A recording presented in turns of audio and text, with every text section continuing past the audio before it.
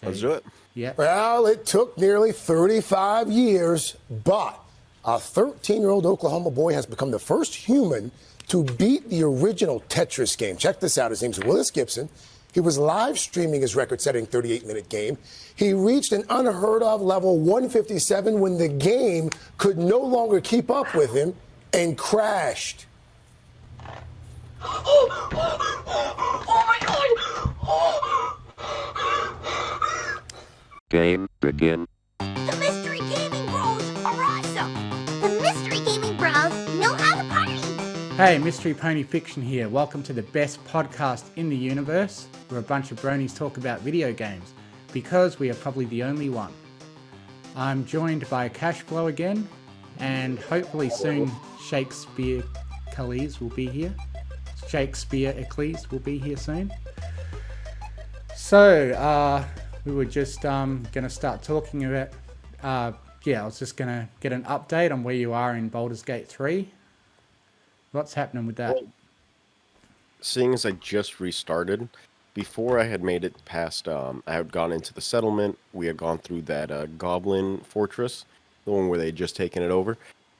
And we killed everyone in there. We found a pretty fun exploit, actually. Well, I don't know if exploit is the best way to put it, but our strategy for clearing it was pretty simple, really.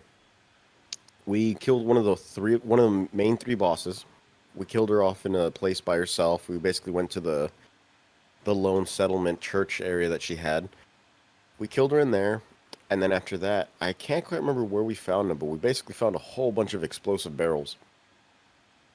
We set them up all around the other two main bosses. Yeah. And made real easy legwork of it. Yeah, that's pretty cool. If you really put planning into it, you can really do whatever you want in the game. And yeah, Pretty much. I mean, I'm sure those barrels are all there intentionally to use if you want to really like just mess things up like that. Oh, 100%. Yeah. When we took them all back to our settlement, we realized, like, hey, what happens if we just ignite these off at the same time? Yeah. And sure as shit, killed the bosses. So Didn't even have to do anything. you say you're playing it multiplayer. I find that a bit odd to do on your first playthrough, because I'm not sure if you're getting the full story experience. Like, I don't know if you've got two custom characters and you've only got two of the main cast, the NPCs. So, to get to that point, we were only playing two of us, but now a third buddy has joined our party, so we decided to restart in that situation. Oh, yeah. So, we're back to just now entering the settlement, but, I mean, I don't know. I personally always enjoyed the interaction of it more than single-player games. Single-player games are fun and all, but especially right now, my time is very limited. I'd rather spend that time, hanging out with my friends in a sense. Yeah, fair enough. I'm just not sure if you're going to get the full experience of the story. If you're not like getting the dialogue from the main characters. But yeah, to each their own. A sacrifice I am willing to make. Yeah, I'm hoping to eventually get around to doing a second playthrough of Baldur's Gate with the possibly evil character where I just go on genocides, because that's like what the Dark Urge playthrough encourages you to do, although you can try to resist it as well. But yeah, I guess I've been a bit too distracted with other games lately. I know for us, we're doing basically anyone that isn't useful to us, we're just kind of dispatching them. Right? No need to have them around. Oh, Maybe man. it'll. You're missing out on definitely such great voice happen acting, a lot. though. But to each their own. We talked to them for 5 minutes before we're like, okay, they're not useful. Bye bye. Yeah. All right. Now. What is the link that you sent me? Yeah. 13-year-old became the first human to beat the original Tetris game. I haven't really even watched this prior to. I just went into a bit of a rabbit hole about this before starting the show. Like, I just saw it on YouTube and I watched like a 15-minute video about it that went into more detail. But yeah, basically this kid is the first human to ever get past, to ever break Tetris, like to get to this kill screen, where you get so far into Tetris that the code just breaks and it hangs. So yeah, if you want to play the video, we'll talk about it after. Yeah, you can stop it at 45 seconds because that's when it just goes off on other nonsense. So, Let's do it. Yeah. Well, it took nearly 35 years, but a 13-year-old Oklahoma boy has become the first human to beat the original Tetris game. Check this out. His name's Willis Gibson. He was live streaming his record-setting 38-minute game. He reached an unheard-of level 157 when the game could no longer keep up with him and crashed. Oh my God! The reaction is the best part. So the crash or true kill screen has only been achieved in the past and only been achieved with the use of artificial intelligence. Humans win. That was good. Yes. I like that. Yes. Yes. I didn't even realize. Yeah, so I just thought that was pretty There was interesting. actually a kill screen. I honest to God thought it would just keep going on forever. Yeah, I mean, there's a kill screen on Pac-Man as well that humans have reached, where the game becomes unplayable after a certain point. And yeah, this kid reached it on Tetris. And it took him 38 minutes apparently, but it's not a very easy 38 minutes. Like if you, like I watched, a 15-minute documentary about it just before the show. And basically people have to do this really weird thing with the controller where they have one glove on for some reason. And they're basically just, pressing the controller with one finger on like the down arrow and left and right arrow. And they're just, it looks like they're machines with the way they do it. But yeah, it's I don't know, pretty impressive. And yeah, the 15-minute video went into detail of like the history of how basically each year another person breaks the record further, and that's the first time that they actually managed to crash the game. Whereas before that, people would get to certain records where the game just beats them, and they lose, the blocks pile up too high. But this is the first time, where the game's been defeated itself. Well, it looks like now we're going to start heading into basically speedrunning it. Yeah, Because exactly. at this point, you don't go any further, so now you have to go further with time, or at least shorter in this phase, I suppose. Yeah, probably speed running or high scores. It'll be about, who gets the highest score by that point. So I wonder when the next time we're going to see this happen. Because think about it, right? Now that it's happened once, it's similar with speedrunning. There's a guy that I watch called Summon Salt. I don't know if you've heard of him before. no. All right, so he does breakdowns of speedruns and the history behind them. It's funny because once somebody does a speedrun, it's almost the way he at least from my recollection, the way it sets up, it's almost like as soon as one person does it, it gets recreated within the year. Sometimes within the month, sometimes within the week, sometimes even within the hour. Yeah. Which is crazy to me. And especially if you listen to what he was saying earlier, that was only a 38-minute game. He beat it in 38 minutes. Yeah. So I'm wondering how quickly and how far they're going to make that, or how quickly and how soon they're going to make that record null. Probably pretty soon. Apparently, it might. According to the documentary, it's actually possible to get further than that if you.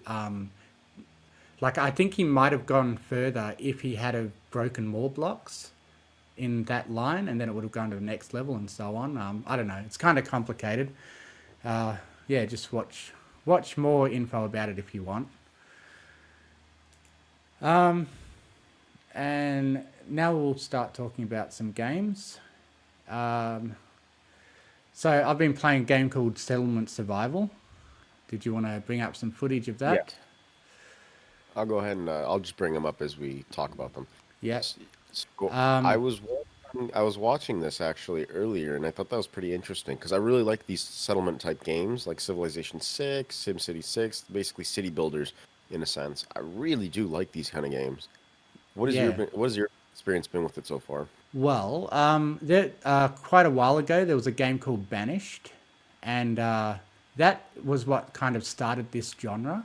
Like, yeah, it's a city builder, but it's a specific type of city builder, where you basically, yeah, I don't know. It's more about, yeah, surviving the elements, and you've got to supply your citizens with clothes and stuff. And it's on a bit of a smaller scale. You know, it's like on a village scale rather than a city scale. And you know, a population of 500 is where it is like sort of the end game. You know, whereas you know for SimCity and stuff like that, the population get a lot higher. But yeah, it's just a really fun like balancing act, and I lose a lot of times. It's a bit roguelike in the sense that if you make the wrong decisions, you can be completely screwed, unless you like really save scum a lot and make a lot of saves that you can go back if you make a mistake. But sometimes you can make such a big mistake that there's no recovering from it. And so many times I've learned that whenever I think I've got plenty enough food to keep my city alive or enough clothing, I always find out that I've severely underestimated how much I need. And I've had my longest playthrough so far, and I'm only like 20% of the way through the tech tree. So this game can get very long. Like I'm thinking you could probably spend like 100 hours in it, get up to like a population of 1,000, and it can just keep going. But yeah, in my playthrough, I had my town go through some really desperate times a couple of times where I lost like 40% of my population and had to build back up. But haven't had a complete wipe like I have in the past. And All right, all right. yeah, if you played Banished, it's very much an evolution on that. Like Banished was a very popular game from like 6 or so years ago, and it was the same sort of thing. But this game has added a lot more modern conveniences to it, added like a tech tree and a lot more to sort of keep you engaged from the original Banished. You know, you've You got know, the I tech tree to have build up and I've never played Banished before. This is okay. something I've never even heard of actually. Yeah, yeah, it was a really good game. I think you'd like it, but it's probably a bit outdated now. I think this Settlement Survival is enough of a successor to render Banished. What's the word? No Outdated. longer. Yeah. Oh man, I can't think of the word. I think updated is Obsolete. fine. Obsolete. That's the one. So, okay, because looking at it now, this seems a bit slower. This seems a bit more. I don't know how to put it other than yeah, slower in general, like slower paced gaming. Yeah. That sound about right? Yeah. Although what Banish does still have is it has a lot more mods that you can get to artificially make the game a lot bigger. Um, and yeah, I played with mods on Banish for a bit. Actually, one thing I was going to ask you, because going back to Settlement Survivor, right? Yeah. One thing that I noticed was that, like, for example, large projects seem to be finished almost immediately. What caught my eye was right around, no, not here, when he made this building, I believe. And, oh, that's why. Well, yeah, I So, mean, buildings do take a little while to build, they do. but It you was can more so speed it when up. It's like speed up it the was more in-game time. right, right, right. It was more so when he like destroyed part of that river and filled in the other piece to send the here it is right here. This part right here where he creates this wall, essentially wall of dirt immediately and builds out a canal directly Yeah. next to it right there. How that happened so immediately. Yeah, I haven't actually done any terraforming myself. I've just gone with the landscape as it is. So yeah, maybe the Okay. terraforming's Was it? instant. It almost sounds optional.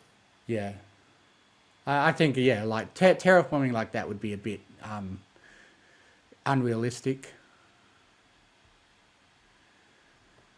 So I mean, anyway, yeah, I pretty highly much recommend that if you like those sort of period. games. And I might actually have to check it out. I wish I had more time to play it.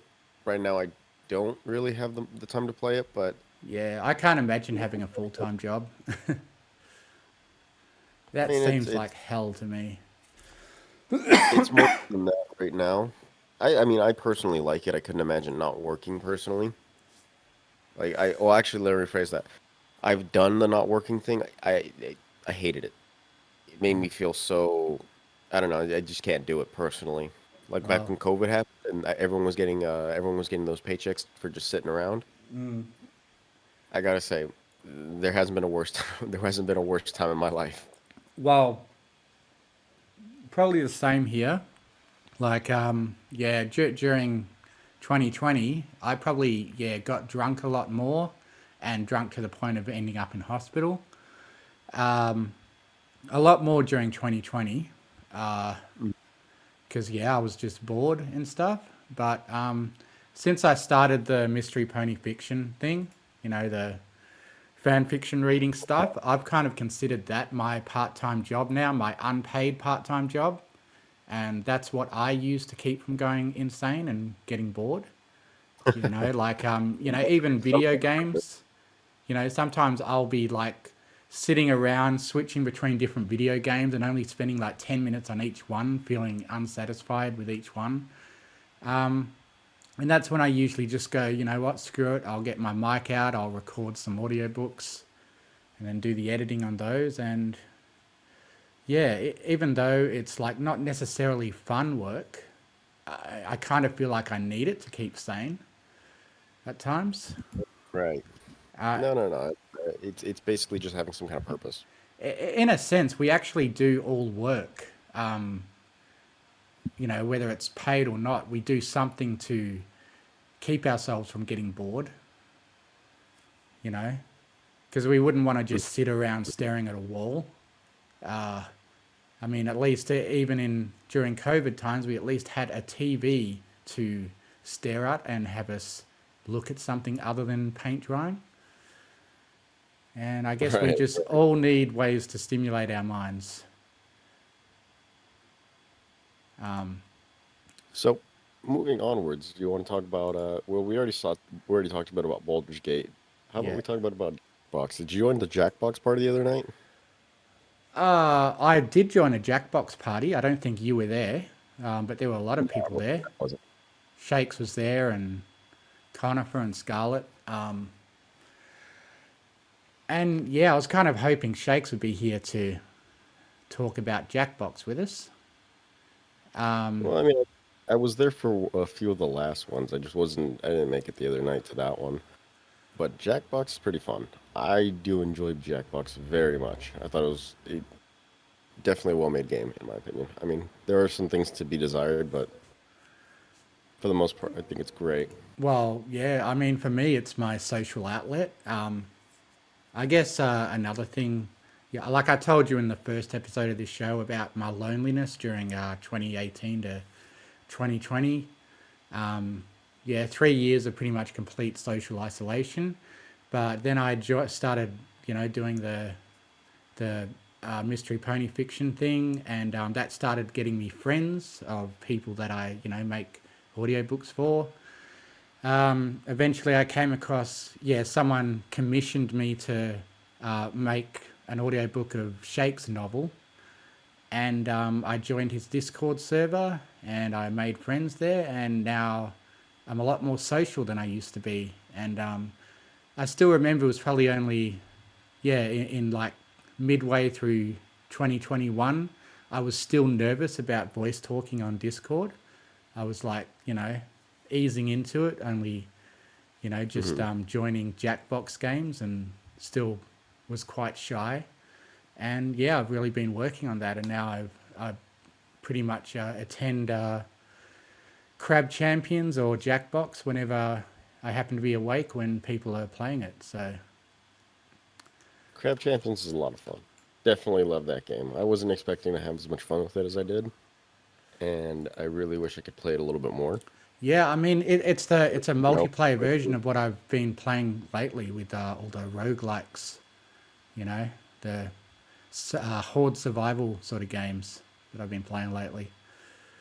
Of course, of course. I mean, it reminds me actually, moving from Crab Champions into, I'm moving ahead a bit of ourselves with what we have on our agenda, but it reminds me very much of Risk of Rain. I'll see if I can actually just play these two side by side, just so people can get a bit of a idea of what I'm referring to. Yeah. Let's see. For I'm not sure how I'll help describe it to audio listeners, but yeah. So, I mean, one of the major things with Risk of Rain, the difference is that each class has its own kind of advantage, right? Mm-hmm. However, one of the things that what was the term? One of the major differences is that there's actual classes within Risk of Rain 2 as opposed to Crab Champions. You're just a crab, and you more so change your appearance. Yeah, I mean, I guess it comes down to what weapon you choose with Crab Champions. Like, rather than, picking weapons during a run, you pick it at the start, and then that's your weapon for the whole run. Yeah, that'd be a really good way to put it. That'd be a really good way to put it. Although, because I believe in they both you have well in Risk of Rain 2, the difference comes with more so the weapon you choose is dependent on your class, isn't it? If I'm remembering correctly. I think so. And then Crab Champions, they're all crabs. Yep. You know what I mean? There's no other way around it. They're just all crabs. Yeah, well, I mean, that's a thing that's been going since Team Fortress 2. It's a fun way to have the gameplay go.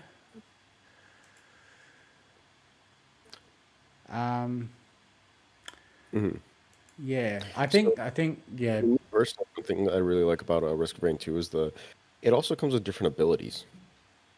For example, like goodness gracious, I remember the robot, the loader, the cargo unit, I believe that's what it is. That one is quite literally like you get to choose between many little shots or large shots at once, like sniper around almost. You know what I mean? Yeah, yeah. Yeah, like So- with the Crab Champions, it depends on what weapon you sort of go with, what strategy you want to use. Like my last game, I tried a sniper rifle, which can apparently pierce through multiple enemies if you get them in a line, which can be pretty cool. And yeah, you like choose the upgrades that will complement that. That is one of the things that I really like about Crab Champions, is simply the amount of different weapons you have to choose from. Yeah, and they're no doubt going to add more. The game's still in alpha. Oh yeah, 100%. So that's one of the major differences between those two games that I really do enjoy. Did you guys play What the Dub at all the other night? Oh yeah, we played a bit of What the Dub. I've only once or twice, but oh my god, What the Dub is pretty fun. Oh yeah, especially when we're playing it in our community. It's very not safe for kids. But we've set up, one of our members, this whole basically pony episodes in What the Dub, where he takes out clips from the My Little Pony show and has part of the dialogue get wiped out, and we have to replace the dialogue with our own funny stuff. And what I think would be interesting is to actually see what people of a more innocent age would do with it. Because what we're like, we're all with the adult jokes, and it gets a bit predictable. But I do like it when someone comes up with something funny that that could be safe for kids. I think it takes a bit more, a bit more intelligence or creativity to come up with something that's not just another sex joke. I really appreciate when. It's more so that it's more so the ability to make something that's just funny on its face. Yeah. I know. Actually, I guess that would be the better way to put it. Just making something that's funny on its face as opposed to relying on the old tropes that everyone is already kind of used to. You know what I mean? Welcome Turn turn the audio Don't off for now. less than 5 seconds. Pretty sure it won't be able or it won't catch it. But yeah, by default, you've got these clips of, I don't know, old shows, old black and white shows. I'd kind of like to see like a Rick and Morty pack too. I think that'd be fun to work with. One thing that I was actually thinking about, or at least I thought about in this case. What about using an AI generator, right? To make it say whatever it's saying within the original character's voices. That's very niche, and it'd be something that someone would have to put a good amount of time into. You know what I mean? But for God's sakes, I think it would be a lot of fun. If someone could take the time to do something like that. I'm certain you can. I don't know. I'm certain you can pay for something like that. But it'd be just finding someone who has the ability and the time on their hands to do something like that. Yeah, but anyway, it's a really fun game. Like, just being creative, coming up with jokes. There's apparently a lot of packs that you can get to have it be about just about any show you want. Like, it's got like workshop support, I think. And there probably is a Rick and Morty pack somewhere that we could try sometime. So what I was thinking that you could because this is all in through Steam, right? So through the Steam Workshop, you should be able to find some kind of pack. Just about anything. Those. Again, somebody has to make it. But so moving on so from... I'm sure it's just a shame Shakes isn't here because I'm sure he would have had a lot to say about those two. Oh yeah, 100%. But hey, it happens, man. Life happens. You can't always make it. Yep, life does indeed happen. Like with the next game we're going to talk about, Sims 4, which has been around for ages. I haven't actually ever played the Sim series, if I'm being honest. Yeah, I've played it a lot. Building your online... Whoa. Don't worry. I'm going. Don't worry. Yeah, I've played it a lot, and I keep going back to it. But I do refuse to pay the absolutely ridiculous price. At the moment, if you wanted to get The Sims with all of its expansion packs and stuff packs, it would cost you about 700 Australian dollars to get the whole game. What the heck? Which is, like they absolutely go all out with the greed when it comes to their expansion packs. And their expansion packs are kind of really buggy, and like the whole game is a bit buggy where Sims will just, not do what you tell them to do a lot, and it can be a bit frustrating, but I just enjoy the game in terms of, just simulating a life outside my own and like a sped up life. So I recently went back to it. I did pirate it because screw paying $700. And I tried out the new high school. Yeah, I tried out the new high school years expansion pack, and it basically expands the teen segment of the game into a more full-fledged experience where you can actually go to the high school and you can attend prom and mess around with other Sims, which is their safe for work version of sex. And yeah, like I started a new game with one sim based on myself, and I had him marry another character. They had a kid who I called Sweetie Belle, and Of course. and I raised her from a baby and got her up to the high school years so that I could finally experience the that portion of the gameplay. And it took probably 2 days of pretty solid play, so like probably 50 hours just to get to that point. Because and it's a bit of a light pack. Like this is one of the reasons why I don't think it's worth paying as much as they want you to pay, because it kind of just expands a small portion of the game, and then once you're over it, like I won, like I had to attempt the prom 3 times, and I finally succeeded the 3rd time, and got my little reward, which is like just something to decorate your house with.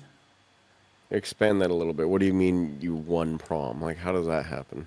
Well, you have like goals. Like when you start a party or something, you have like a goal to achieve, and it's to have to do certain actions during prom. It's a bit arbitrary. Like you kind of wish you could just do what you want during it, which I guess you can after you win, and then you don't have to care anymore or even attend the prom anymore. But yeah, I don't know.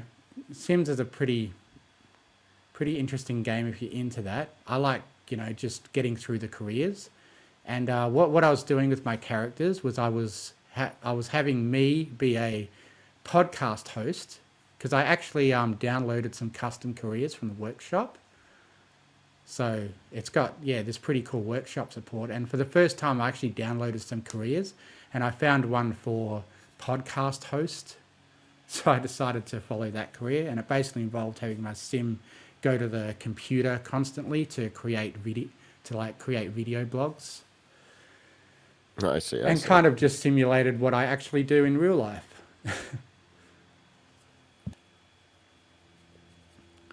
What's it called? So,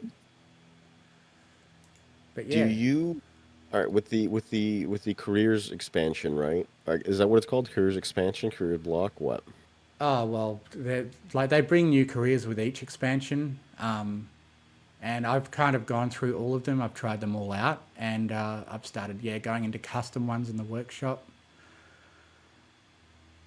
And that's kind of the main draw for me. Like, some people play The Sims because they really like designing houses, but I'm not very interested in that part. I usually just download a pre-made house or use one of the ones that the game provides,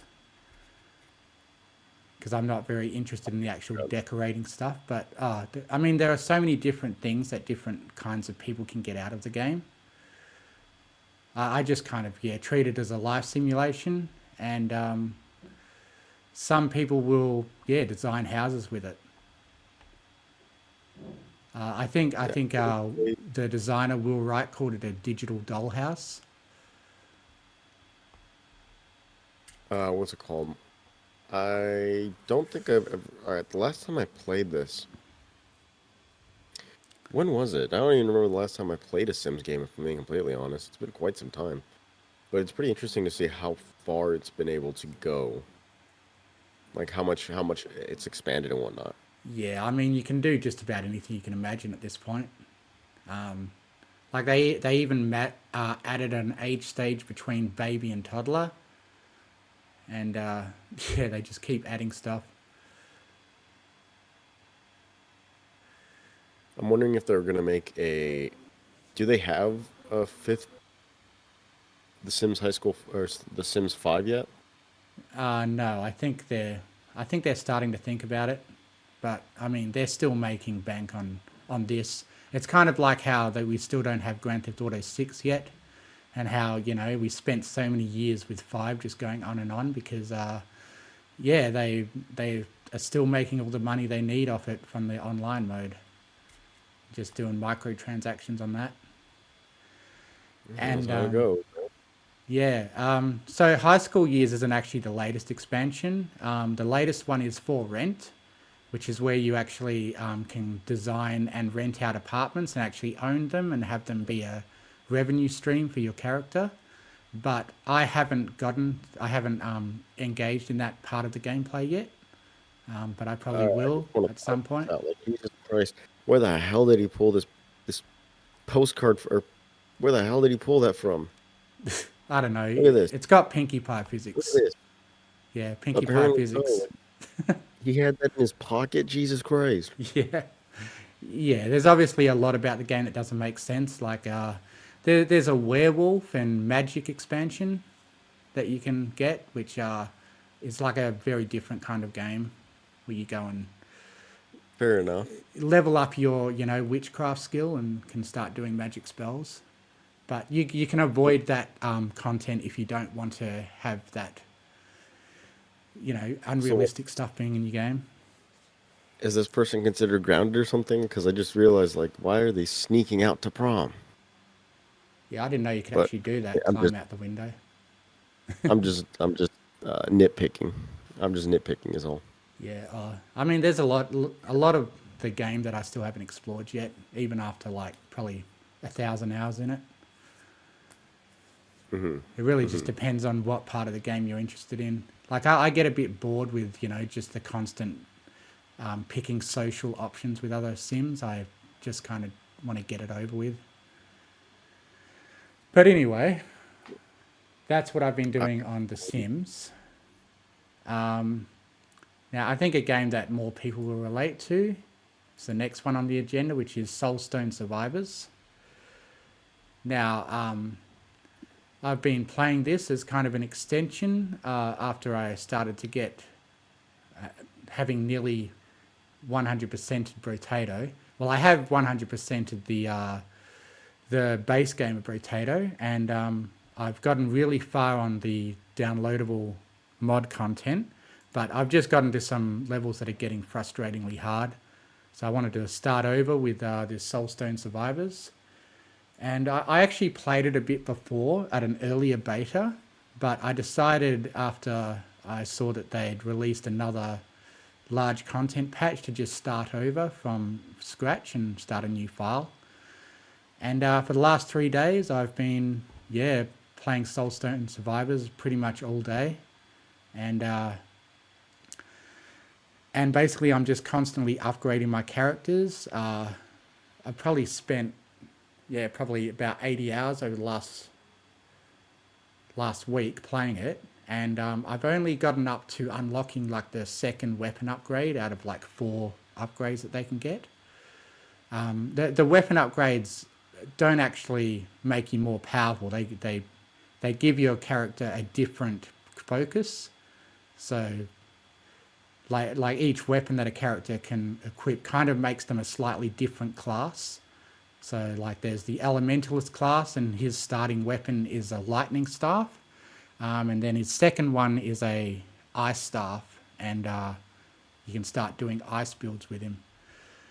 And Wait, so what's the first one you start with? well, the first class you have is the warrior. The barbarian. And he's probably actually still my favorite class, because there's no other class that I've managed to absolutely... Like, when you start getting further and further into the levels, you start absolutely spamming the screen with, like, absolutely absurd amounts of effects. And I got to this point one time with the Barbarian where my attacks were covering the entire screen constantly. The whole screen was just all of my abilities, just like my swing covered further than the length of the whole screen, either horizontal or vertically. And it just gets insane. Like I don't know if you could bring up footage of what the game looks like when you start getting to like level 100. Like you see they're at 48 at the moment, and wow, that actually looks pretty weak for 48. I'd expect their attacks to be bigger by then. It's just a really fun game, vampire survival like game, but I like it better because level 1,000, holy crap. Yeah, kind of interesting to see what's under 1,000. What do they consider that? Yeah, so you keep on increasing your... Holy crap, it looks like he's basically hung the game. Frame rate Okay, drops. this one, yeah, I was gonna say he's destroyed his frame rates. I mean, the game's been keeping up with my computer so far. And yeah, basically what happens is you just keep on upgrading the area size of your spells, how often your spells are cast, and then there's crit chance. And you just... Holy crap, he You keeps on can't killing bosses, and he's like, I would normally just defeat 10 see bosses by anything. the end of a run. And he's like doing hundreds at once. What the hell? Well, I mean, this is level 1,000. Yeah. Apparently, at that point, you're killing your game. Yeah. You're killing your PC, not the game. My bad. Yeah, so anyway, it feels really satisfying when you start getting your abilities upgraded so much that it's just a light show. But the enemies do get harder, and you're not necessarily invincible once you start. Like, I've often kept feeling like I'm invincible and I'm killing the bosses so fast. But then like not dodging at the right time, I'll find myself dying instantly. Like, I'll have a full health bar, Kill- and then if I get hit by a few too many hits at once, from not dodging in time, I can just have my run end, in like the third loop.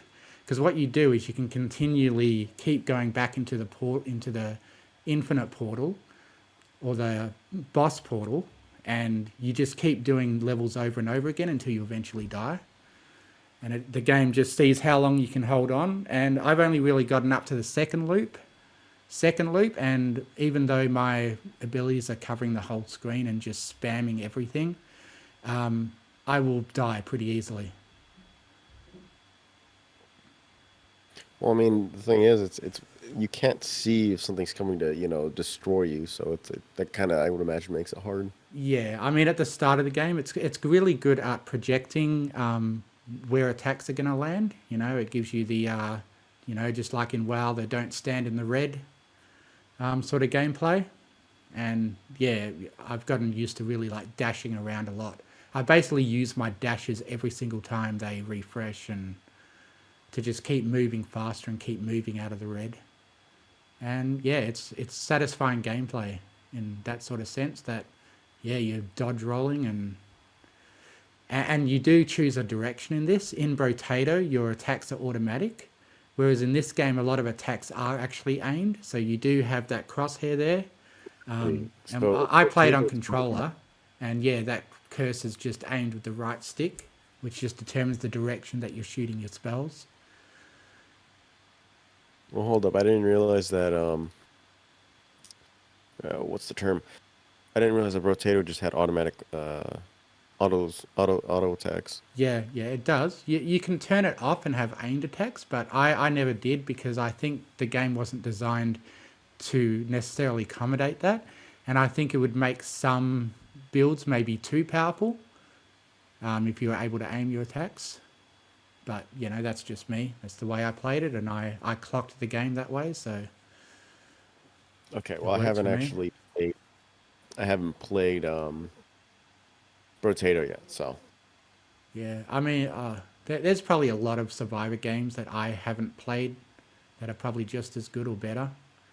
In a lot of ways, so far, Soulstones is better than Brotato in a lot of ways. Obviously, in terms of graphics, it is.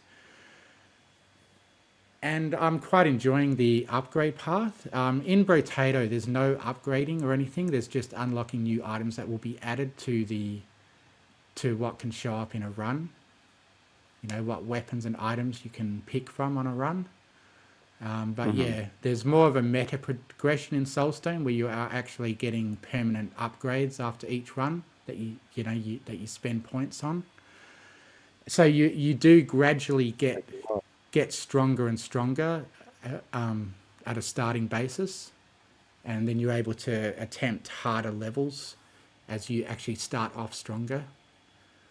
as you I buy mean, those just look at upgrades. this. Completely destroying their PC. This isn't my PC lagging. This is theirs. Yeah. Like, for the love of God. I mean, yeah, that's probably...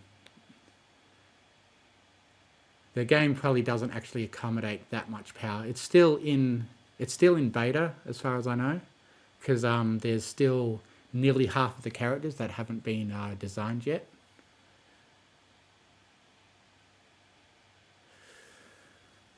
But yeah, I should be careful not to let this show become too reliant on visuals, because I'm sure it's going to be mostly something that people listen to.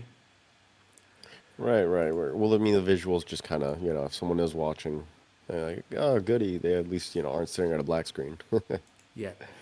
So, moving onwards, what's the Gnorp Oh, well, that's what I was Apologue? hoping Shakes would be here for. I watched a trailer of it, What is this?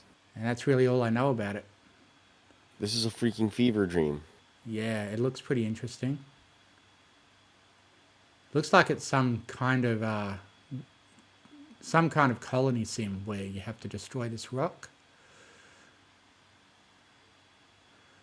I don't know, maybe I'll read out what it says on the Steam page. But yeah, I wasn't really planning to talk about this without Shakes here. What the hell is this? The Gnorp. Huh? Huh? I'll just read out what the description says. What is Whoops. happening?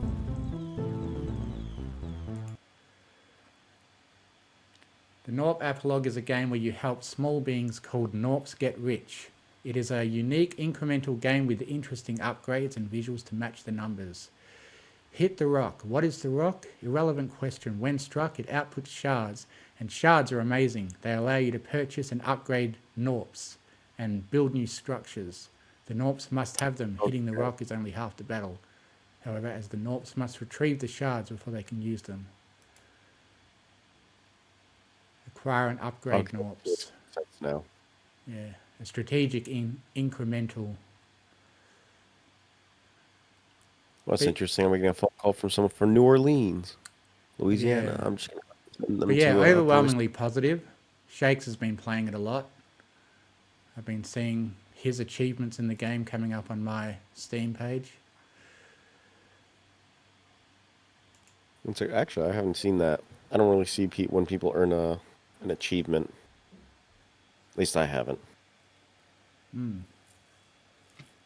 So, all right, yeah, it seems kind of like, the more and more you hit the rock, the more and more resources you're basically able to use or get.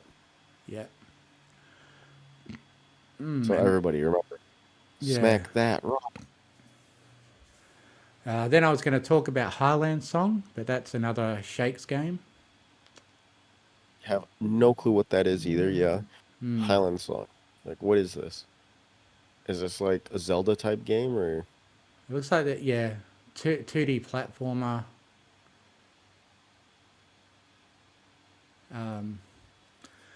Let's see what it says on its Steam page, because I've got to keep the audio going for those that are listening. So Highland.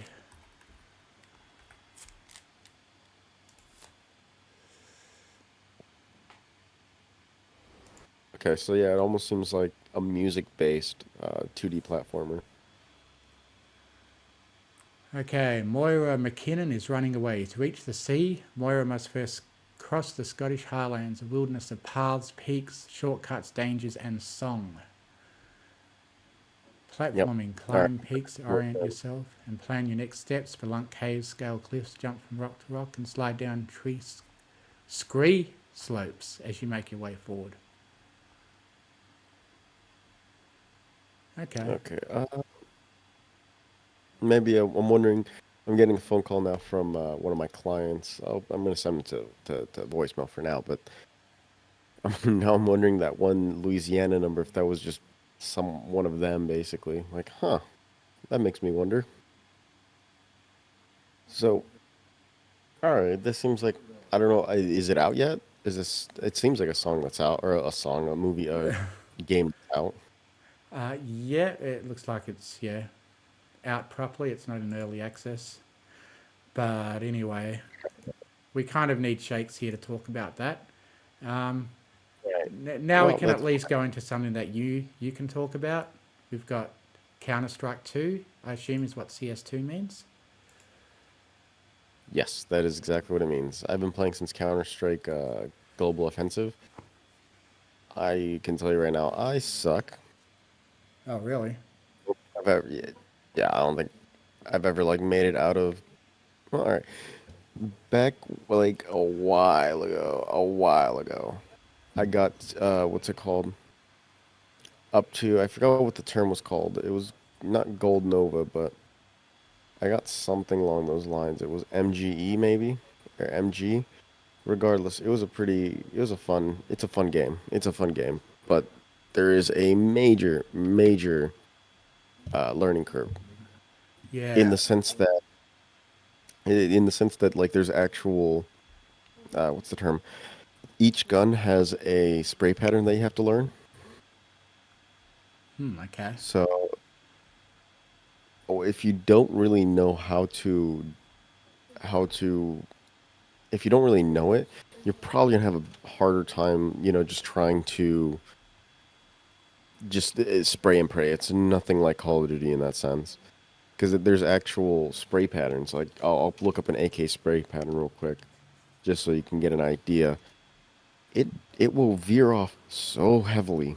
Is it It's trying to something like else. be realistic? Like, actual gun, how guns really work sort of thing?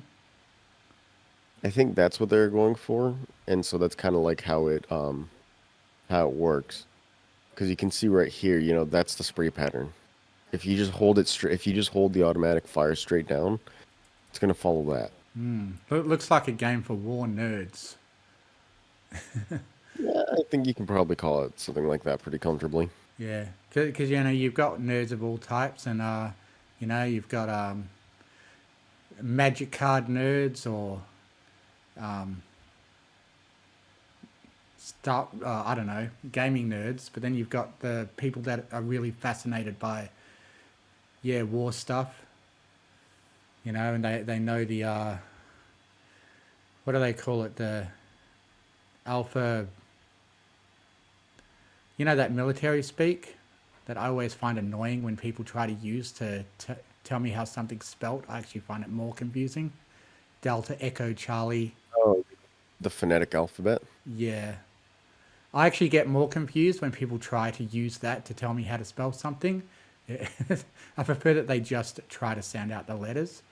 But then there's also times when I'm on the phone with some call center and I'm trying to spell out my email and they just, it's impossible to get them to understand what I'm saying, That's right. what letters I'm That's right. saying. Phonetic. Seriously, that's why you have the phonetics. Yeah, it's a lot more wordage, but at the end of the day, you just have to think about what does it start with Yeah. first and foremost. One So sec. yeah, you've got these. I've met some people that are just extremely nerdy about war and war history and guns and the science behind them. I mean, I think Well, I it's mean, I can't say for certain. I'm like, actually, no, I'm like pretty certain that you don't have a spray pattern for guns in real life. You know what I mean? Like this is pretty consistent. I think it's more so about making it so you can't just spray and pay in a sense. You know what I mean? yeah. I mean, I guess with more casual sort of games like Realm Royale is probably the game most similar to this that I play, where you just go. It's a royale where you're trying to survive, be the last one alive, and I guess the guns in that are a lot more reliable. They just shoot where you are pointing, and it's as simple as that. Right, They probably right. don't have much recoil, but it looks like this game really tries to simulate a pretty complicated recoil effect. No, and there is a lot of recoil. There's often times where I'll lose a fight simply because I still don't know the patterns. Like I know 'em well enough that I can, look at it and be like, oh yeah, that's a pattern for I don't know, maybe an AK. Yeah. So, I would you say that you like this game and recommend it? Yeah, it's definitely one of those games that I'll come back to over and over and over again, simply because it's one of those that it's fun. It's fun. Yep. Yeah, I'm not as interested in first-person shooter sort of games, but there are some exceptions that get my interest, like something like Borderlands, where it's a lot more about the RPG elements, you know, and where you're actually leveling up skills and stats and stuff. This one is a bit more, how should I say it? So okay, so the way I would put this one is because once you get to there's game mode you can play called competitive, and there's a game mode you can play called competitive, and more or less you goodness gracious, what's the term for it? It's strategic. So you have to play with your team. You have to find a way to you basically go and assault a site. There's A site, there's B site, and you have to find a way to assault it. And you basically go in, you take it over, plant the bomb. If you're able to get it off, boom, you win the site. Alternatively, if you're the counter terrorist, you're trying to prevent that, obviously. Yep. Yeah.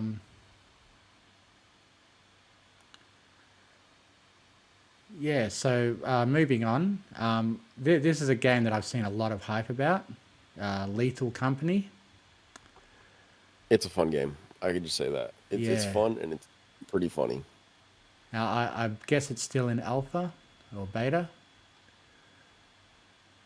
I'm not quite certain, but I do know that regardless of what alpha or beta, I'm having a great time playing it. I haven't played it recently, Yeah. at least in the last 3 weeks. But I think at the beginning of December, I did play it with like 5 buddies, like 5 friends or so. Yeah. It looks like And it might kind of rely on having friends to play with. not necessarily, because they'll just put you in a random. Oh, okay. So it's an online game where you're matching up with other players. Yes. And I don't know. I've had a great time with it personally. Yeah. So what are you doing it? So essentially, what you end up doing is you go into a facility that's been abandoned. It's going to be full of monsters, and you're trying to pull out scraps. Here's a little bit of gameplay, or a little bit of clips from it. And oh my God, sometimes it scares the living crap out of you, man. I'm Yeah. not kidding. It does look like it's got Like, a bit of a creepy aesthetic. hell yeah, it does. In Like, the trailer, it showed literally a lot sitting of there. scary imagery. You'll Where you can literally get just be jump sitting there scared. and you'll hear something running up behind you. God Yeah. help you if it's not. See, there's a little loot bug. You you can give those little things like loot. I don't know what it does exactly. Again, I'm not too versed in it. But yeah. It's one of those games that if you really do have a good okay. Yeah, like that. Like I remember there was one time that we just were running and out of nowhere a freaking oh that thing right there is scary. That thing the minute you turn around, it's gonna chase after you. You have to keep eye contact on it the whole time. It's like that one SCP if you remember if you know what you know what SCP is, right? It's some sort of monster. SCP is secure, contain, protect. Yeah, It's that's right. basically some kind of lore thing. Like basically, they made up the little stories about it and whatnot. Like they make monsters, and that's what SCP is. That's the foundation that does that. Yeah, I That think keeps it's them like secure. fictional cryptozoology sort of thing. Pretty much, that's exactly what it is. Yeah, Fictional cryptozoology. and people make like creepypastas out of them. Oh, Yeah, it looks like it's a bit of a hard game to describe. just a little bit, but it's that thing It killed me once because I it wasn't expecting it. has pretty simple graphics, kind of like how Valheim does. Oh yeah, it's very simple. The graphics are very simple, but it's fun. It's a Yeah. lot of fun. Okay, can you describe much about like what the gameplay loop is like? Like, I guess you're trying to get artifacts and bring them back to cash them out and stuff. It's more or less that. You're just trying to constantly get more and more cash, trying Yeah. to constantly get more and more things. You leave them out in front. You can see that they're on his feet. You basically just leave them out front, and the company gives you a quota. You have to meet the quota, then they give you a higher one. You meet that quota, they give you a higher one, and so on and so forth. Oh, yeah. And I So it think sounds the a bit enemy, like real life work. It never ends and it keeps on getting, you just keep getting more responsibilities forever, infinitely. theoretically, yes. Yeah, So I it's a fun. imagine if we had like unlimited lifespans, it would just mean that we work unlimitedly. Something like that. I mean, at a certain point, if at a certain point, you'd probably earn enough money to say, "Hey, you know what? I don't wanna keep working."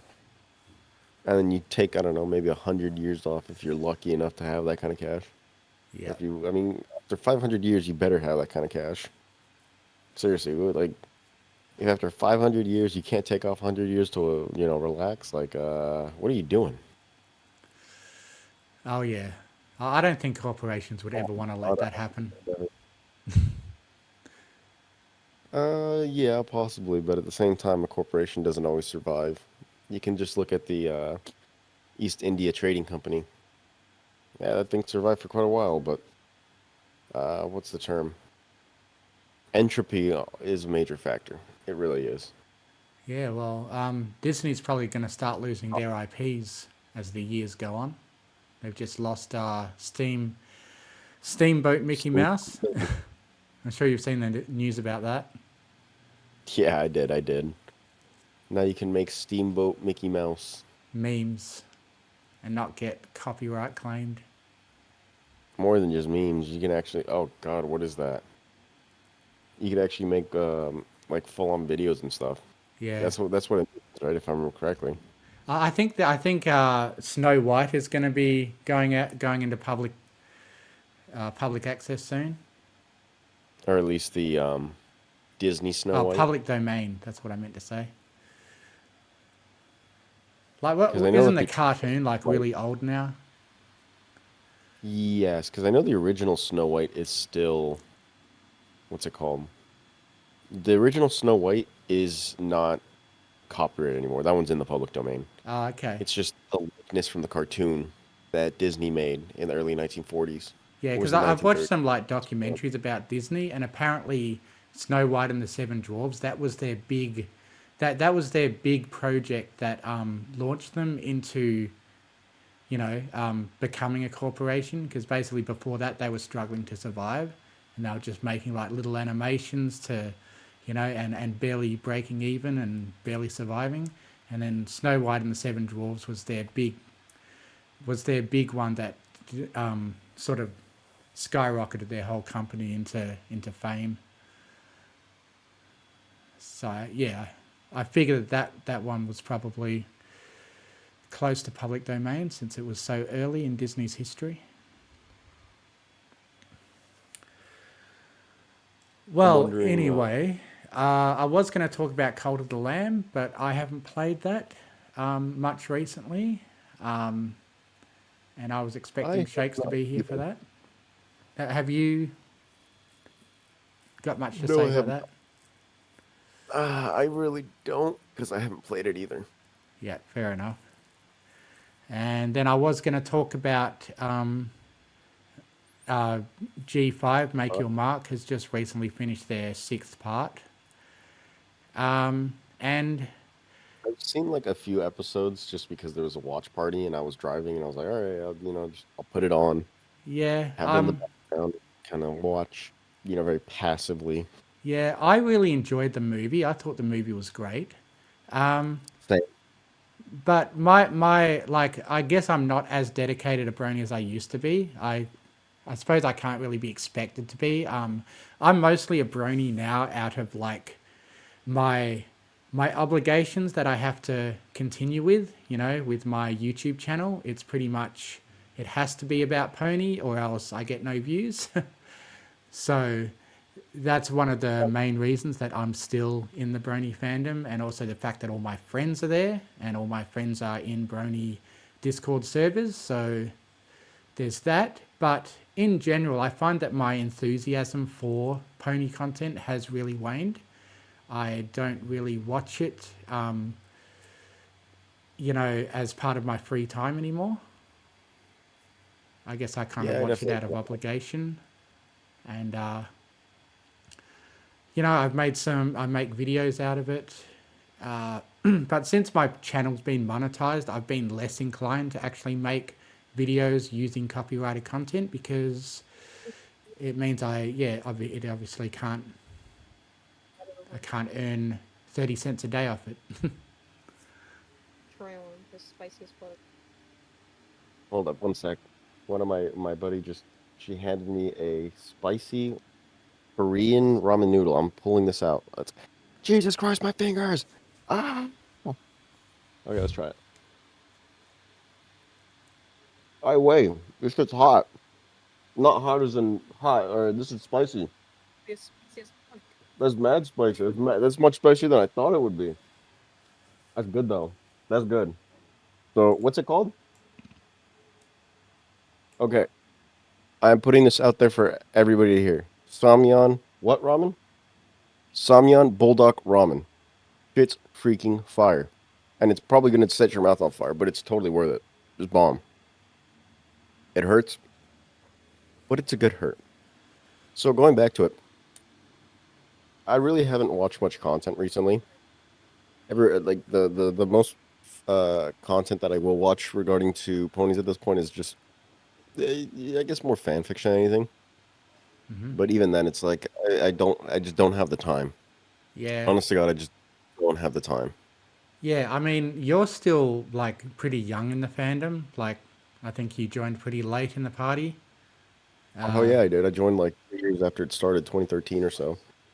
Oh yeah, that's still like pretty early. Like, I joined in 2011. I remember specifically that it was July. It was a semester break at TAFE, which is like a vocational university. Mm-hmm. And yeah, I just remember that I spent my second semester after my school break being a brony. And boy, was I obnoxious and enthusiastic at the start of it. Particularly 2011 to, probably 2014, I was like full on pony all the time. But yeah, I think there's some factors that have kind of made my interest wane. First of all, that I used to always watch pony drunk. I would like usually save a whole season to binge when I get on the booze. However, now my alcoholism's starting to cause health problems, and I have to really stop living that way. Yeah, that's probably a good idea. So, alcoholism isn't exactly. So I've been watching G5 sober, and I guess it's just not as fun when you're sober to watch a kids cartoon. It's better not to. It's better not to cause health issues for yourself just because you want to have a good time. Yeah. If drinking has become such a problem, maybe you just chill. But anyway, they just finished their 6th part, and it looks like they're going to continue because they've just introduced a new villain, and they have completely resolved the original villain. So it looks like the show is maybe either going to end or they're going to continue with this new villain that they've introduced. Well, I don't really know how they're going to move forward, like where they're going to go moving forward, but I mean, I do like how it's connected to G4.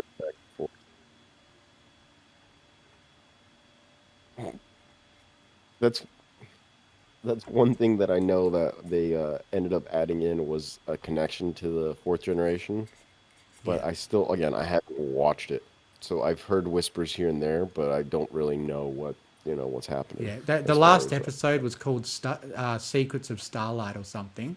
But I was disappointed that it didn't actually involve Starlight, the character from G4. Oh, it didn't. It didn't. No, it didn't.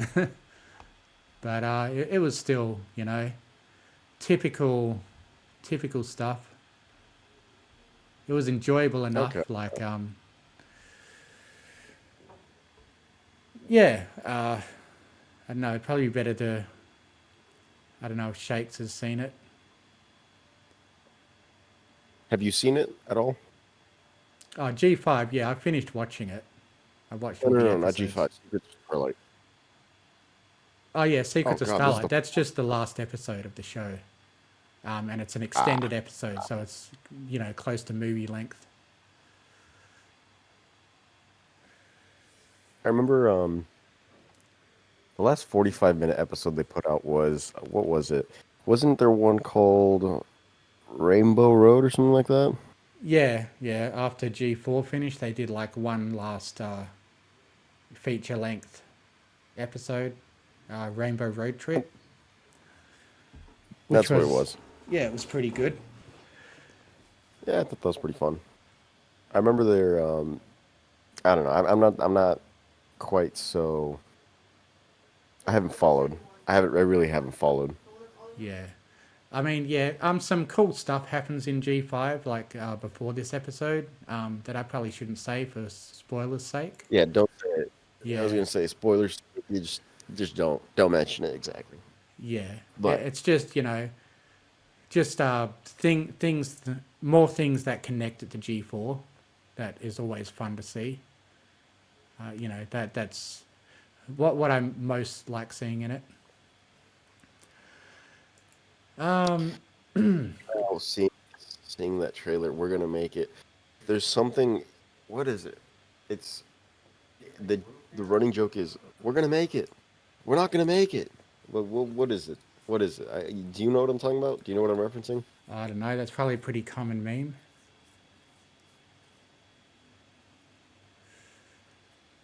Let me see. I don't remember exactly what. I think for some reason I'm getting Amazing World of Gumball vibes. We're gonna make it. We're not gonna make it. But, oh man. All right. It didn't look like I'm finding it off the bat. But, oh well. Oh well. It is what it is. Well, anyway, I think that's kind of all I've got for today. Is there anything that's on your mind about video games? Nothing too much in particular. There isn't really a video game that I'm looking at right now that I'm waiting for it or I'm expecting it. I'm excited for it. The finals is pretty fun. I do enjoy that one. That one is one that I've been really enjoying as of recently. But again, it's not something I can play very often. I'll get like 2 games in at a time maybe. Yeah. And I played that one with and Scarlet, so that one's a fun game. Yeah. And I've also played it with some of my other IRL friends. Very fun game as well. Very fun game. It's definitely something that if you have the coordination, communication, it really is key. It is. So that's the best way I can describe that one. Yeah, I'm having a Hunt look Showdown. at the new and trending on Steam, and there seems to be a lot of shovelware coming out lately. I noticed it on What do you mean? Shovelware? like low budget, crappy games. But are they fun though? Well, I guess that's the question. Because I mean, they can be low crappy. Lethal Company's a low crappy budget made game, but Jesus Christ, is that a fun game? Yeah, and You know what I sure mean? has become popular. New and trending. I'm looking at it now. Portal, Revolution, Escort Secrets, 18 plus. Ooh, that sounds like my kind of game. Winter Memories, my kind of game. Alex Jones, NWO War. Oh, my God, Alex Jones. That. yes. I 100%. I actually want to just buy this one, but Well, maybe I wouldn't later. want to buy it because I don't want to support him. I think he's Fair a enough. horrible He's person. not- But it I don't does know. look funny. The fact that he apparently Joe Rogan's in the game and all those personalities. Right. It does look funny, kind of like the AVGN game from ages ago. I'm pretty sure it's a Donald Trump right there, flying around in a business. Yeah, look at that. It's a big fat red T. Yeah. Oh, that's funny. All right, I'm actually gonna open this up and just put it in my add to cart box. I'm not gonna get it now, but definitely later. Yeah. Besides, I'm fairly certain, this is probably not tied to them like at all. Well, I mean. Oh wait, no, it is actually. Yeah, because he Alright. promoted it on his show, and he's actually in the trailer. I think it's I him, did- I- unless it's a really good AI version. How do you know he promoted it? How do you know he promoted it on his show? I don't even watch his Well, show. if you watch the trailer, you'll see him. He's actually there talking about it. All right, let's see. Let's I see. watched Let's, the all right, I'll just play the.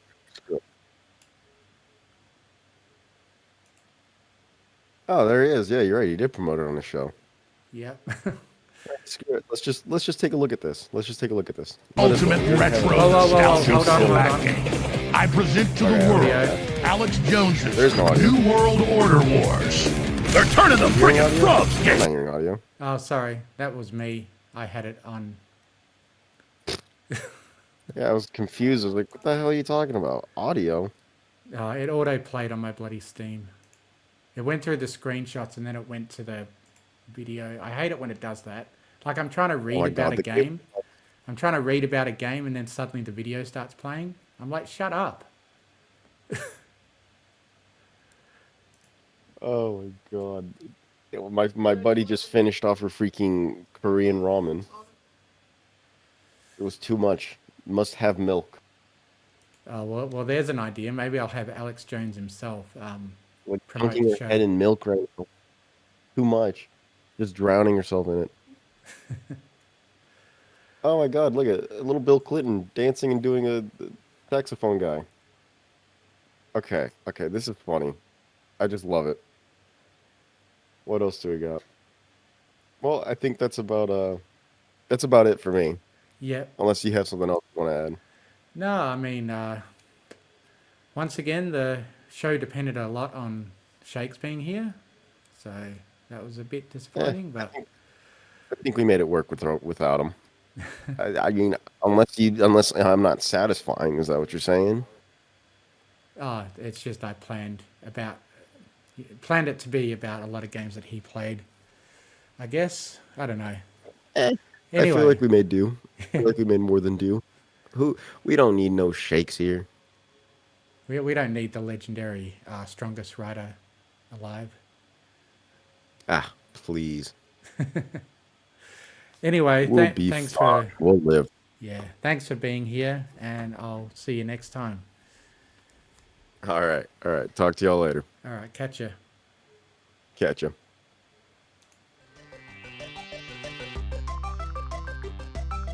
There's podcasts that you need to know about that are being suppressed by the New World Order. The Mystery Gaming Bros will tell you the real truth about what is going on behind the scenes in the video game industry. Subscribe to them now. Fight against the globalist agenda.